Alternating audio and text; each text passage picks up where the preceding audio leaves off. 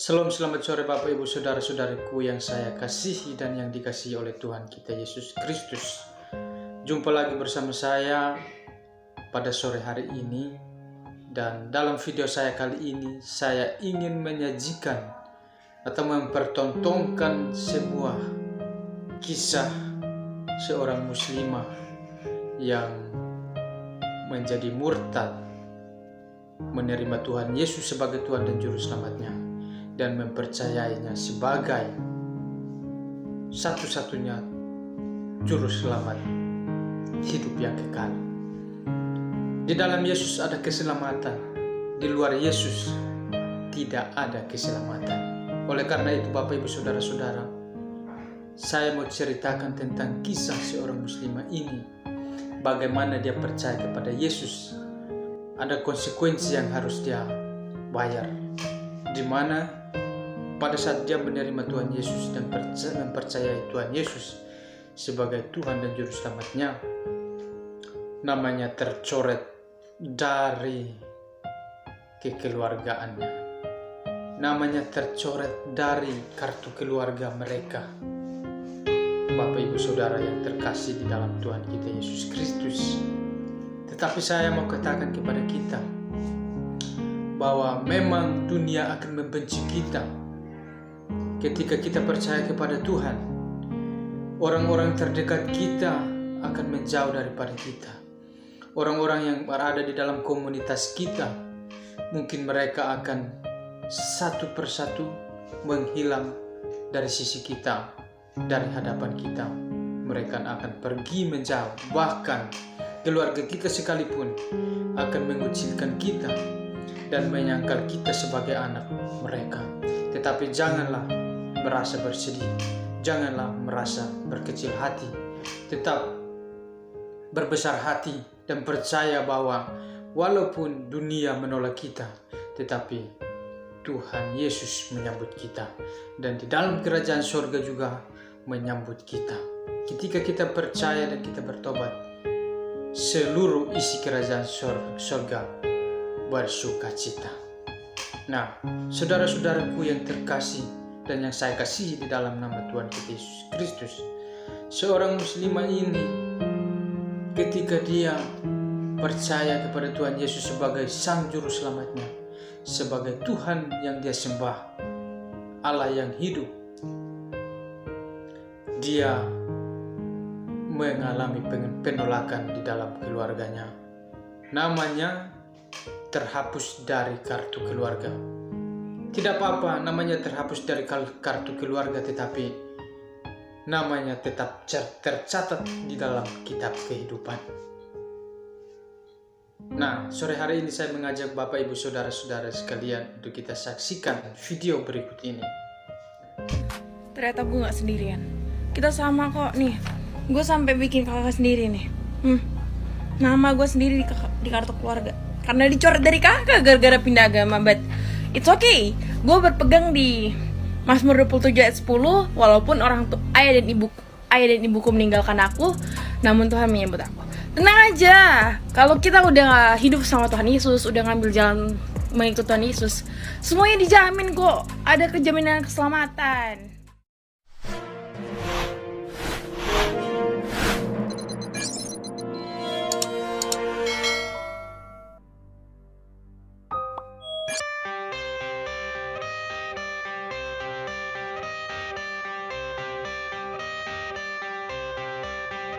Jadi gini, sejujurnya aku itu speak up ke keluarga, terutama ke mama papa itu di saat aku udah dibaptis sama udah di CD. Jadi bisa dibilang udah resmi lah ya jadi seorang Kristen.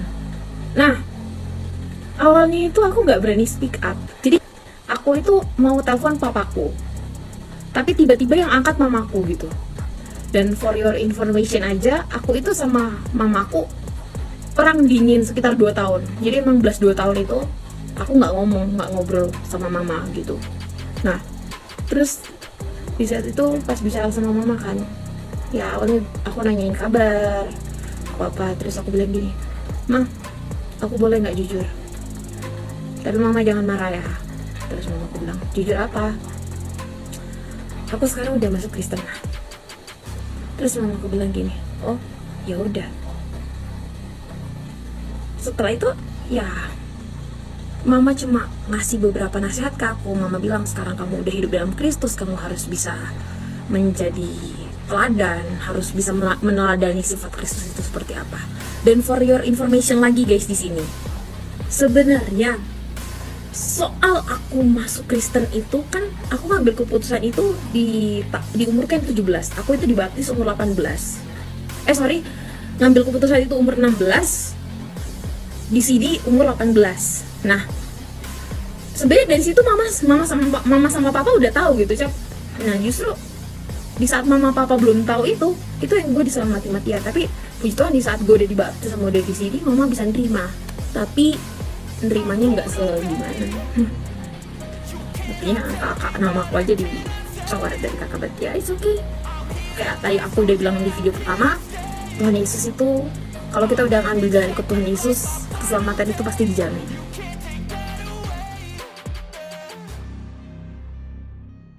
Jadi aku tinggal sama orang tua angkatku di Malang, dan biaya hidup 100% ditanggung sama orang tua angkat. Dan ya kalau orang tua kandung dari dulu memang nggak pernah ngebiayain sih, jadi ya gitu. Jadi aku nggak terlalu gimana di saat aku aku dicoret dari kakaknya mereka gitu. Coba kan berhubung namaku itu sebenarnya kan gini, namaku itu udah ada di kakak di keluarga ini. Tapi waktu aku memilih pulang dan tinggal sama orang tua kandungku, kakakku itu kayak dipindahin gitu loh. NIK aku dipindahin ke kota Bitung, Sulawesi Utara. Nah terus pas aku mau lanjutin pendidikan di sini, ya tiba-tiba ya itulah tergerak hati mau masuk Kristen gini-gini. Dan awalnya aku juga mau minta ke mereka untuk nyerahin kakak itu, tapi ternyata kakaknya, namaku udah dicoret dari kakak mereka, dan ya gitulah. Jadi ya itu intinya, biaya hidup 100% dapat dari orang tua angkat. Sekarang juga puji Tuhan kuliah dibiayain sama orang tua angkat.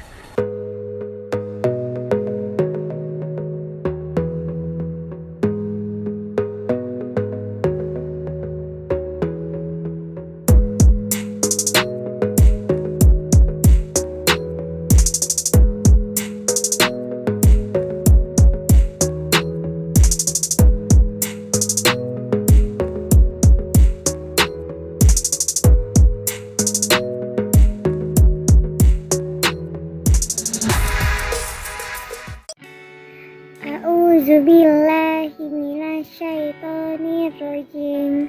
Bismillahirrohmanirrohim.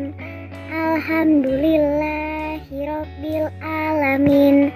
Arrohmanirrohim. Maliki yaumiddin. Iyyaka na'budu wa iyyaka nasta'in. Ihdinas siratal mustaqim. Siratal ladzina an'amta alaihim ghairil maghdubi alaihim waladdallin. Amin. Bismillahirrohmanirrohim. Qul a'udzu birabbin nas, malikin nas, ilahin nas, min syarril waswasil khannas, allazi yuwaswisu fi sudurin nas, minal jinnati wan nas. Bismillahirrohmanirrohim. Qul huwallahu ahad, Allahu somad, lam yalid walam yulad, walam yakul lahu kufuwan ahad. Bagaimana? Iqra itu kan by the way isinya cuma abata sajim haho dal jaro jas, ya kan? Lah, ibu-ibu mah bukannya ngurusin anak, ngurusin kehidupan orang terus. Gak ada untungnya lo ngurusin kehidupan gue, Mbak. Di sini gue akan berbagi sesuatu dengan kalian, terutama soal kekristenan. Dan di sini gue akan ngebahas apa sih bedanya Katolik dan Protestan. Memang banyak perbedaan, tapi gue akan ngebahas salah satunya aja. Katolik dan Protestan itu memiliki banyak perbedaan. Mungkin perbedaan yang mencolok yang bisa kalian lihat itu di Katolik itu salibnya ada patung Yesus, sementara di Protestan salibnya polos. Atau di Katolik itu bukan menyembah, kayak menjadikan Bunda Maria suatu simbol, tapi di Protestan tidak, gitu. Nah, untuk di video kali ini aku akan ngebahas tentang perbedaan Katolik dan Protestan dalam sakramen. Jadi, di gereja Protestan sendiri itu hanya mengenal 2 sakramen, yaitu sakramen baptisan dan sakramen perjamuan. Sementara di Katolik, kalau nggak salah ada 7. Itu ada sakramen permandian, sakramen perkawinan, ekaristi, perminyakan, pertobatan atau pengakuan dosa, penguatan iman, dan pentabisan iman. Dan yang terakhir kalau nggak salah, itu yang kematian tapi gue lupa, perminyakan kalau nggak salah. Nah, sebenarnya sakramen itu apa sih? Sakramen itu dalam istilah Romawi adalah sumpah atau jaminan.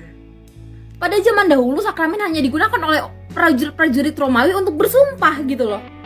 Bersumpah bahwa ya contohnya mereka akan setia pada